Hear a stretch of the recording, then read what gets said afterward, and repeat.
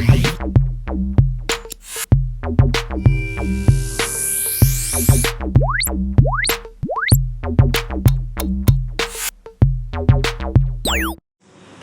moi je vais vous présenter une société qui est basée dans le nord, la Bourgogne-Franche-Comté, qui est spécialisée donc, dans la mobilité lourde, dans les applications portuaires et logistiques notamment, mais pas que. Pas que, pourquoi? Parce que récemment on a aussi fait l'acquisition d'une société à Mont-sur-les-Mines, qui elle est spécialisée dans l'environnement souterrain, la société Métalliance, et où on a des synergies communes parce qu'on a un petit peu la même ADN dans nos idées de construction. Donc on représente bien la grande région Bourgogne-Franche-Comté. Donc très rapidement, je ne vais pas vous faire l'histoire de l'entreprise parce qu'autrement on pourrait passer beaucoup de temps. Mais c'est quand même une société familiale historique, elle a également l'image de Métalliance, qui a été créée en 1880. À l'origine, on ne faisait pas d'hydrogène et des véhicules électriques, mais on faisait de la charpente métallique. Pourquoi? Parce qu'on était dans une région où il y avait du tissage, donc il y avait des besoins de surface couverte pour fabriquer des bâtiments. Et puis la société est toujours restée dans les mains de la famille Gosselin. Et avec les changements de génération, l'entreprise a connu beaucoup de mutations et accompagnée par les nouvelles technologies. Et notamment depuis les années 1960, on a découvert l'environnement portuaire parce qu'on fabriquait à l'époque ce qu'on appelait des brouettes pour charger la marchandise à l'intérieur des navires. Ça s'appelait le brouettage, donc il y avait des petites remorques qu'on appelait des roll-on, roll-off. Et puis on a commencé à découvrir l'environnement portuaire. Petit à petit, on a développé nos propres matériels, de plus en plus lourds, parce que la demande était de plus en plus importante dans l'industrie, pour arriver aujourd'hui à des véhicules à 100% électriques, et maintenant également des véhicules hydrogène, mais aussi des véhicules autonomes. Alors ça demande de passer par beaucoup d'étapes, beaucoup de levées de fonds pour financer tout ça, parce qu'au départ, on était quand même une société de 80 personnes. Aujourd'hui, on est un groupe qui avoisine les 300 personnes. Donc tout ça, ça s'accompagne. Donc avec forcément beaucoup d'innovation. Donc sur la partie Héricourt, où on est basé en Haute-Saône, c'est majoritairement de l'engineering et du développement de nouveaux produits. Donc c'est là-bas qu'on va trouver les premiers véhicules électriques, les premiers véhicules hydrogène, avant de les transférer après sur les lignes d'assemblage à Mont-sur-les-Mines, chez Métalliance, pour assurer la livraison auprès de nos clients. Donc aujourd'hui, en termes de technologie, pour vous expliquer un petit peu nos véhicules, tous nos véhicules sont construits d'une manière modulaire, c'est-à-dire qu'on a une plateforme de base qu'on va appeler un skateboard. C'est simplement la planche sur laquelle on va poser tous les équipements pour faire avancer notre véhicule. On va lui mettre des roues et après on va équiper avec les systèmes de puissance d'énergie, nos fameux power packs, et tous les équipements qui vont autour pour rendre nos véhicules le plus polyvalents possible. En sachant que donc on intègre également l'hydrogène sur les véhicules électriques, parce qu'à la base, comme vous l'avez compris dans la présentation de Samir, l'hydrogène va nous servir à produire de l'électricité, et nos véhicules électriques ont besoin de cette électricité, et l'hydrogène va se positionner comme un prolongateur d'énergie. C'est quelque part pour nous, ça revient à embarquer un superchargeur à l'intérieur de notre véhicule. Donc aujourd'hui, on a une proposition de valeur autour de différentes solutions, à part nos développements, donc ça je ne vais pas tout vous détailler, mais on peut amener des solutions aussi sur des véhicules autonomes, sur la navigation, du fleet management, des solutions de maintenance, on peut amener un petit peu toutes sortes de techno. Donc aujourd'hui, ça nous permet de nous positionner avec des gammes de véhicules électriques phares dans différents secteurs d'activité. Donc on va retrouver l'activité portuaire, l'activité logistique, l'activité portuaire, et puis ce qu'on appelle aussi les smart cities, avec des systèmes de bus électriques que l'on rend de plus en plus autonomes, alors pas pour aller sur la route, parce que aujourd'hui, comme tout le monde le sait, on n'est pas prêt.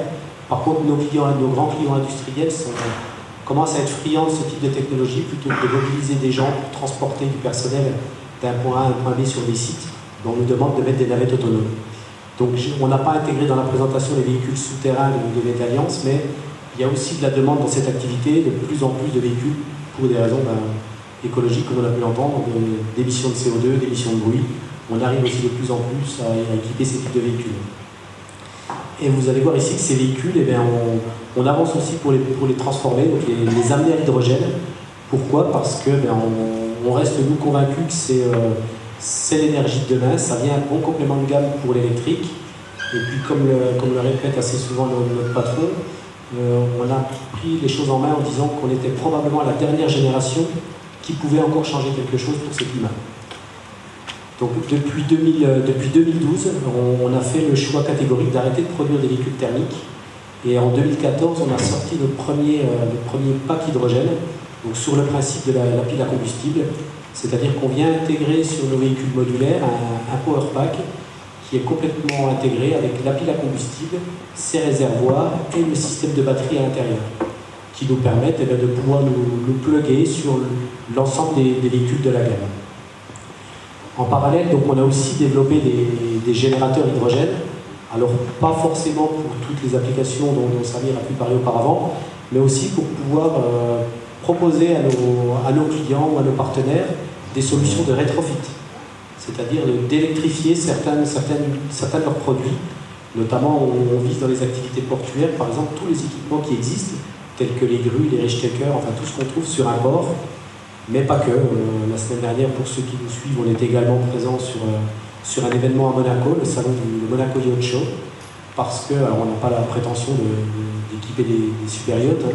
Par contre, ces yachts, quand ils sont à quai, ils ont besoin d'électricité, et souvent, pour avoir besoin d'électricité, ils laissent tourner leur moteur, et alors qu'ils font du stationnaire, ils ont des cheminées qui fument tout noir, donc on est aussi là pour leur amener des solutions, et sans forcément modifier l'infrastructure, on peut livrer un power pack sur une marina ou sur un port pour alimenter ces équipements. Donc en quelques mots, pardon, j'ai été un peu vite, en quelques mots, l'avantage de ces véhicules, là, je vous l'ai déjà dit, hein, ça nous permet d'allonger l'autonomie des véhicules, mais surtout de donner un temps de recharge qui est relativement court.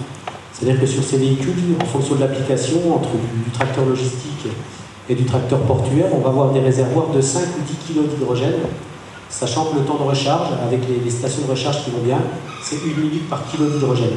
Donc finalement, c'est légèrement plus qu'un plein de carburant, mais je dirais on n'a pas besoin de se laver les mains après. Donc pour faire tout ça, ça explique un petit peu le cycle d'hydrogène. Donc on a besoin de partir, comme vous l'avez bien été expliqué par Samir auparavant, on part de l'eau. On crée de l'hydrogène en cassant ces fameuses molécules pour séparer l'hydrogène de l'oxygène. Et nous, après, on va utiliser des systèmes de compression pour remettre l'hydrogène dans nos réservoirs. Et quand l'hydrogène va passer à travers de la pile à combustible, on va d'un côté utiliser l'électricité pour la mobilité de nos véhicules, et puis de l'autre côté, on va rejeter de l'eau. Peut-être pas autant qu'on en consomme au départ, mais en tout cas, on rejette que de l'eau. Donc à partir de là, on a donc tout un système dont je vous en ai déjà parlé. Hein.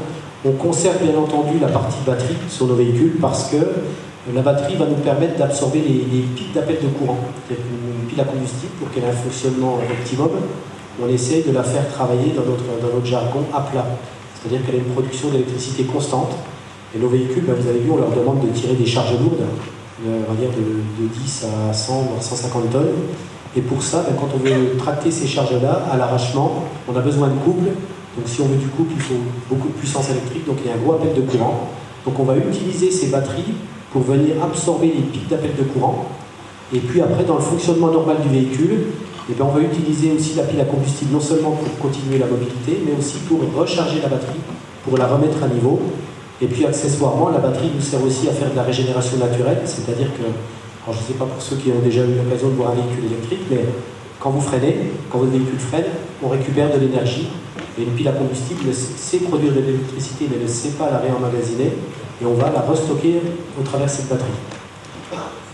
Donc après, ce dont je vous ai parlé, les systèmes de recharge de batterie, hein, typiquement ça ressemble à une station-service, hein, donc on vient, on se plug, et puis on alimente nos véhicules, alors sous une pression quand même de 350 bars. Aujourd'hui, c'est la pression que l'on a choisie. Pourquoi? Parce que c'est les systèmes les plus déployés, même si les infrastructures aujourd'hui ne sont encore pas toutes disponibles. Mais on veille aussi aux 700 bars qui va se déployer, parce que vous avez vu qu'il y a le monde du poids lourd routier aussi qui se présente. Et eux, forcément, le moyen de prolonger l'autonomie sans s'amputer du poids de tous ces équipements, c'est d'avoir plus de pression dans les réservoirs. Donc ils travaillent sur le 700 bars, également certains sur l'hydrogène liquide, comme ça peut être également présenté auparavant. Donc là, ça explique aussi un petit peu qu'on a besoin, au travers de cet hydrogène, qu'il ait un certain indice de pureté. Donc tous les systèmes qui refuelent nos véhicules en hydrogène ont des systèmes de filtration, enfin tout ce qui va bien pour purifier la molécule. Et donc pour démontrer tout ça et le bien fondé de notre choix, on a engagé donc, sur le dernier Dakar un camion à hydrogène. C'est d'ailleurs le camion le plus puissant au monde qui n'a jamais été construit. Tout à l'heure, Samir parlait d'un camion industriel à 80 kW, si je ne me trompe pas. Et bien celui-ci, il y a 4 piles à combustible de 95 kW. Donc en gros, c'est un camion avec 380 kW de puissance embarquée, qui a été limité en vitesse à 140 km/h parce que c'est la réglementation de la course. Alors pour la petite anecdote, on a été chronométré à 139,7. Mais ça nous a permis de démontrer dans cet environnement complexe que la technologie existe. Donc aujourd'hui, les piles sont fiables.